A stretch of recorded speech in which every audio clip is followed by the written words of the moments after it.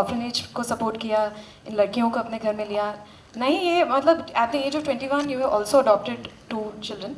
I wanted to ask you that you were very young at 21 as well. It was a delicate age. तो फिर क्या हुआ, मतलब क्यों आप में ये विश्वास था, या आपने क्यों ये स्टेप लिया, आपने क्यों बिलीव किया, क्यों बिलीव करती हैं आप यंगर पीपल में? आपके सारे इनिशिएटिव्स एक्चुअली मैं देखूँ तो यूनिसेफ इन अराउंड मदरहुड है, something related with children. So where is it coming from, please tell us. देखिए, जहाँ तक मैं समझती हूँ कि हम जो औरतें हैं, हमें भी एक जिम्मेदारी है कि हम अपने बच्चों की परवरिश कैसे करें, चाहे वो लड़का हो या लड़की. इक्वालिटी तो एक अलग बात है ही, लेकिन उन बच्चों को मोहब्बत, प्यार, कंपैशन, काइंडनेस, नम्रता सिखाना भी हमारी ड्यूटी हो जाती है. ज़्यादातर हम देखते हैं जो क्राइम अगेंस्ट विमेन होते हैं, actually sorry to bring this in, लेकिन मेरी एक फिल्म रिलीज़ हो रही है मात्र 21 अप्रैल को, that also talks about this basically, कि जब हम औरतें ही परवरिश करती हैं उन बेटों को भी जो क्राइम अगेंस्ट विमेन या वायलेंस अगेंस्ट विमेन करते हैं, तो कहीं ना कहीं क्या हमारी परवरिश में ही गड़बड़ी है कि बच्चे जब क्रूअल्टी करते हैं या कंपैशन नहीं सीखते हैं, तो क्या हमें तभी ही रोक टोक कर देनी चाहिए थी कि वो इस उम्र में आके फिर ऐसी हरकतें करें, वहाँ तक नौबत क्यों पहुँचने देते हैं? तो I think compassion is the key word.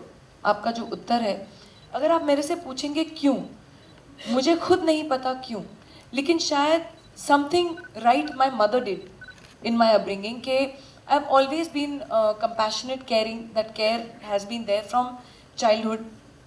Weather it is, I think चाहे वो क्रूअल्टी हो या काइंडनेस हो, वो बचपन से ही शुरू होती है. And it actually first starts with animals, and then towards the weaker, and then it grows till that becomes a personality trait in you. तो आई थिंक कि मैंने अपनी जो मेरी मम्मी थी, मम्मी हैं, वो ऑर्फनेजेस में ज़्यादा हेल्प करती थी बचपन से ही. मैं बचपन से उनके साथ जाती थी. एंड हर वक्त मैंने तो ऐसे केसेस देखे हैं. आई रिमेंबर मैं बहुत ही छोटी थी, शायद I myself must have been 10 or 11 years old, जब हम लोग एक प्रेम सदन करके ऑर्फनेज है मद आइलैंड में, उनको हम लोग बहुत हेल्प करते थे. मम्मी ने उनके लिए कुछ शोज़ वोज़ भी ऑर्गेनाइज़ किए थे to collect funds for them. तो हम लोग एक दिन गए थे वहाँ, एंड सब फिशरमैन लोग, जो कोली लोग थे वहाँ के मड आइलैंड के, उन्होंने एक लड़की, छोटी सी बच्ची को रेती में से निकाला था. तो किसी ने एक जिंदा बच्ची को रेती में गाड़ के सुबह भाग गए थे, और हम लोग उस बच्ची को लेके आए थे, और इतनी क्यूट सी, एकदम ऐसे चबी चबी चीक्स, एंड मैंने उसका नाम बबल्स रखा था बल्कि. तो जब से मैं 10 साल की थी तब से मैंने शायद ये देखा है.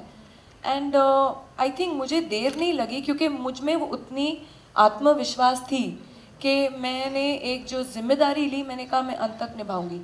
तो ये जो ऑर्फनेज था जो आप बात कर रहे हैं जिसकी,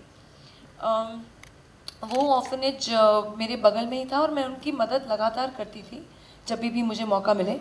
एंड जो उनका लैंडलॉर्ड था, उन्होंने इन लड़कियों को, वो हेल्पर्स के समेत बोला, मुझे बेटर रेंट मिल रहा है कहीं, आप लोग अब निकल जाओ.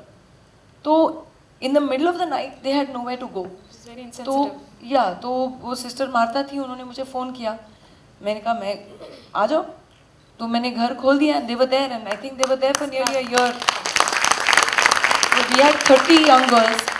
फिर उस ही संस्था के लिए मैंने अपने बाकी दोस्तों से बोल के, हम लोग ने फंड्स कलेक्ट किए, उनके लिए प्लॉट खरीदा एक दहीसर में, एंड वहाँ पे एक एक्चुअली एक पूरा डॉर्मेट्री के साथ स्कूल टाइप एक ऑर्फनेज खोला है.